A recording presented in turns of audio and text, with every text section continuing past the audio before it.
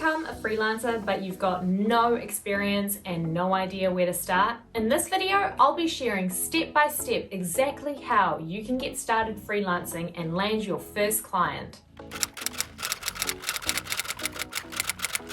What's up guys, welcome back to my channel. My name is Jenny Eastwood. If you haven't subscribed yet, make sure you hit that subscribe button and click the little notification bell so you get notified every time I release a new video about how to use Instagram to build your business.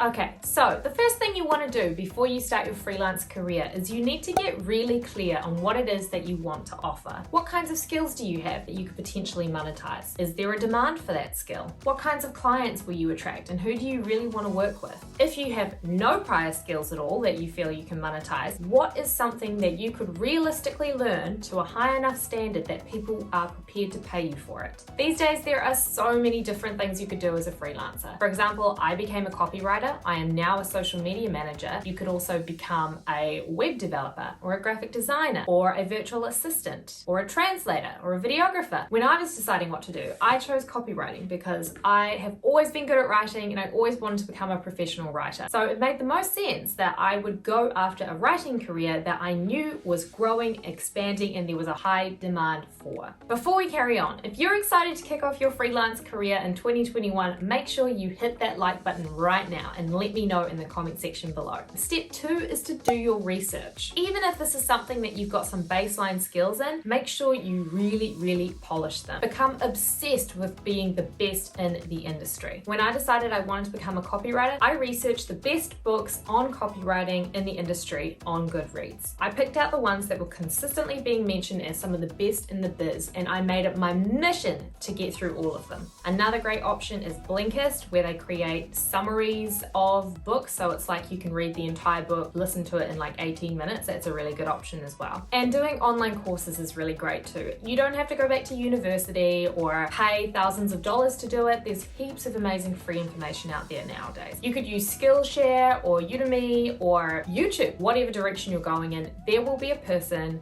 who that's their whole thing talking to you about it here on YouTube. Step number 3.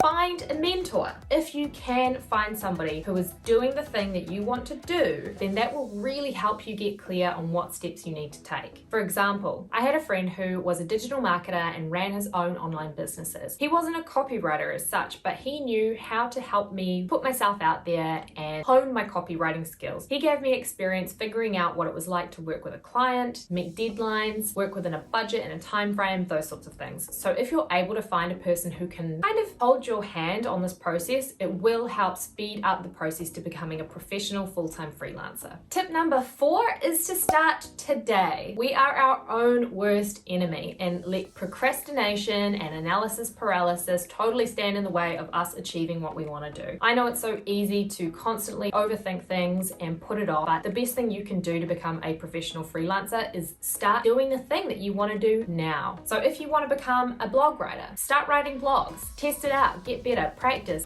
giving yourself a brief that an imaginary client would give you and see how you can continually outdo yourself. Not only will it help you get better at your actual skill, but you'll actually build up a decent portfolio of work so that when you come to present yourself to clients or pitch yourself to clients, you've actually got a backlog of work to show them. Step number 5, start cold emailing businesses. And I know that this is scary. The thought of reaching out and putting yourself out there can be really terrifying, but this is an essential part of the process to becoming a freelancer, especially with no experience. After you've started building up a portfolio, as you would have done if you didn't skip the last step, then you will have a decent amount of work to present to people. In this situation, when you're trying to land your first client, I would really recommend considering if you're prepared to do any kind of work for free or at a lower price. Now, I'll be the first to say I do not condone doing free work or work for exposure all the time, but if you are truly just starting out as a freelancer with no experience and you need to get your foot in the door and land an actual client so you at least have a testimonial, definitely consider working to a reduced rate or perhaps in exchange for something else, something non-monetary, because you have to think from the client's perspective. If there is no social proof to back up your work and they're only only taking you by your word. Sometimes for them that's quite a big risk, especially if you're reaching out to a smaller business where every single cent really matters. Step number 6, and this one is optional, depending on where you are at in your freelancing journey. If you are wanting to completely change careers and become a full-time freelancer as quickly as possible, I would recommend trying to get a job in your chosen industry just to polish up your skills and build your portfolio. Plus, you need to be able to pay yourself in the meantime. And when you're just starting out, you are not going to make a lot of money right away. That's the thing in freelancing. It takes time. You've got to build up that reputation. And if you go in expecting people to pay the same price that they'd pay somebody with 10 years experience, it's just not going to happen. So it may suit you best to find a job related to the industry you want to work in. So once you've got a bit of a portfolio of work behind you, you can start reaching out to companies and even see if they'll work with you on a contractor basis. This is what I did. I managed to get a job working as a copywriter for a company, and a few months into my role with them, I switched to contracting, and that allowed me to start experimenting with taking on more freelance clients of my own. Tip number 7 is to get yourself on job boards like Upwork and Fiverr. Honestly, I think they're great for a first-time freelancer. If you are a beginner and you've got no experience and you need to build your portfolio and a list of clients, job boards like these are amazing. This is one of the things I did. Here in New Zealand, we have another job board for freelancers called Unicorn Factory, and that is where I've got the majority of my clients in the first year that I was out on my own. You will never get an influx of inquiries like that on your own. You need to be where the magic happens in order for that to happen. It will also help you learn how to experiment with pricing, learn how to work with clients in all different situations, because you need to get good at handling different kinds of situations when you're a freelancer. Some clients you'll love to work with and some clients you really won't, but you won't know that until you get experience. And the best way to get experience is by being on a freelance job board.